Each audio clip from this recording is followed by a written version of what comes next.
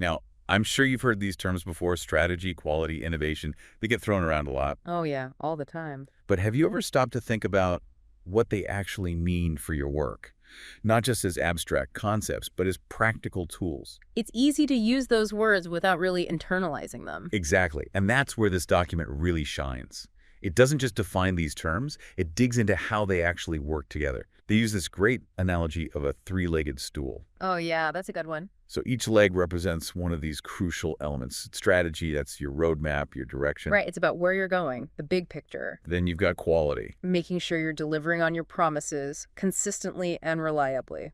building that trust, exceeding expectations. Exactly. And then there's innovation, which is all about staying ahead of the curve, constantly evolving and adapting. Because the world waits for no one, right? Exactly. And you can't just rest on your laurels. Now, it's easy to say, okay, strategy, quality, innovation, got it. But the real question is, how do you build a company culture around these principles? And that's another area where this document gets really interesting.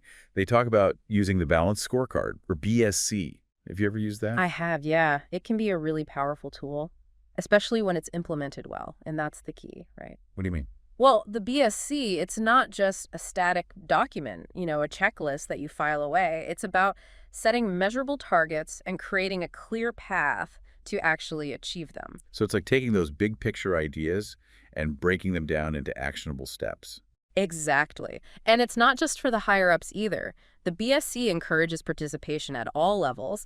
It's about getting everyone on board and moving in the same direction. That makes sense. And it ties in directly with innovation. Because when you empower people at all levels to contribute ideas and try new things, that's where the real magic happens. The document argues that the balanced scorecard can help shift strategy from a rearview mirror to a forward-looking approach. And that's crucial because too often companies get stuck in that reactive mode. Right, like they're constantly putting out fires instead of focusing on the bigger picture. Exactly. And that's where the BSC comes in. It helps you define your strategic objectives and then track your progress towards those objectives over time.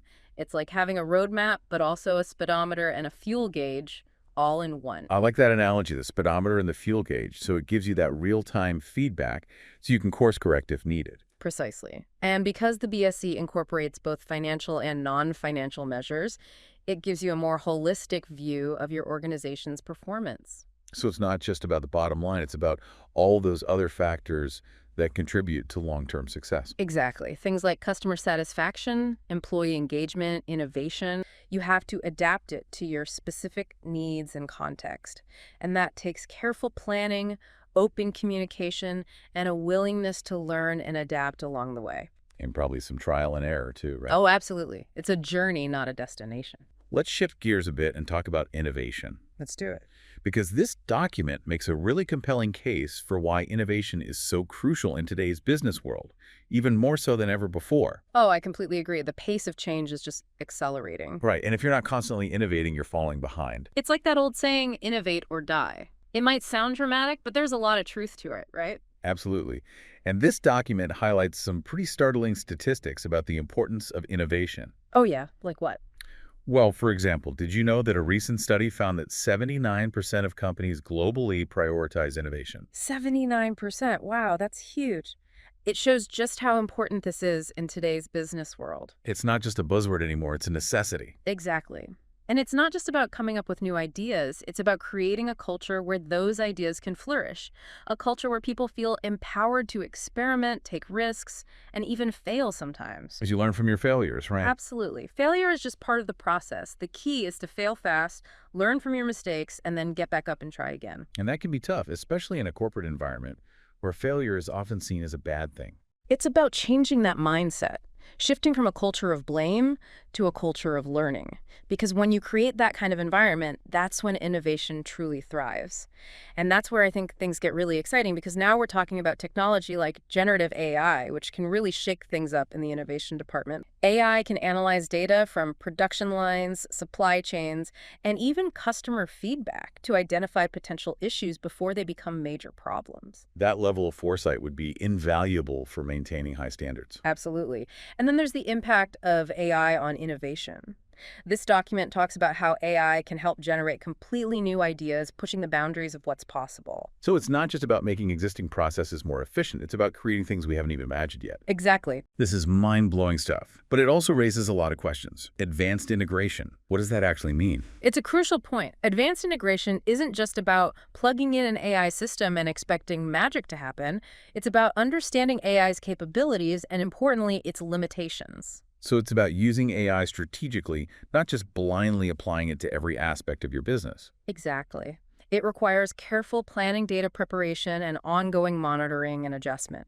You need to ask the right questions, provide the AI with the right context, and be able to critically evaluate its output. It sounds like it's more of a partnership than just a technology implementation. I think that's a great way to put it. It's about humans and AI working together, leveraging each other's strengths to achieve something truly remarkable. This all sounds incredibly promising, but I'm sure some listeners are thinking, okay, this is all well and good for big corporations with huge budgets, but what about me? How can I apply these principles in my own work? That's a great question, and it's something this document addresses directly. It emphasizes the importance of continuous learning, staying curious, and seeking out new knowledge and skills. It's about having a growth mindset, always striving to improve and adapt. Precisely. And it doesn't have to be overwhelming. Start by identifying areas where you can make small but impactful changes.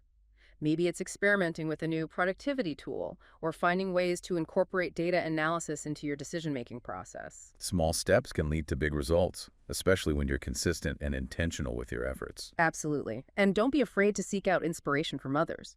The document talks about the value of looking at real-world case studies, seeing how other companies and individuals have successfully implemented these principles. It's inspiring to see how these principles can be adapted and applied across different industries and scales. Absolutely. It really highlights the universality of these concepts, strategy, quality, innovation, and how they can be tailored to fit different contexts. I think the key takeaway is that these aren't just abstract ideas, they're actionable principles that can make a real difference in your life and work. As you reflect on these concepts, ask yourself this question. How can you weave strategy, quality, and innovation into the fabric of your work, even if you're not leading a company? It's about adopting that CEO mindset no matter where you are in your career. It's like that saying, think globally, act locally. But for innovation and quality, you can be a leader in your own right. Exactly. And it can be as simple as setting clear goals for a project, focusing on delivering high-quality work, and always being open to new ideas and ways of doing things. It's about taking ownership and striving for excellence in everything you do. And who knows, maybe those small changes you made today will inspire others and create a ripple effect. It's not just about big corporations or complex strategies, it's about empowering individuals to make a difference. It reminds me of those quality management principles like the PDCA Cycle Plan Do Check Act. It's a simple framework, but it can be applied to so many aspects of life, not just business. You're right, it's a powerful tool for continuous improvement. Whether you're working on a personal project, leading a team, or even just trying to improve a skill, that cycle of planning, doing, checking, and acting can help you make steady progress. It's about setting goals, taking action, learning from your experiences, and constantly iterating. And that idea of continuous learning, of always seeking out new knowledge and perspectives, is really at the heart of everything we've been discussing today. I couldn't agree more. In a world that's constantly changing, the ability to learn, adapt, and innovate is more valuable than ever. Well said.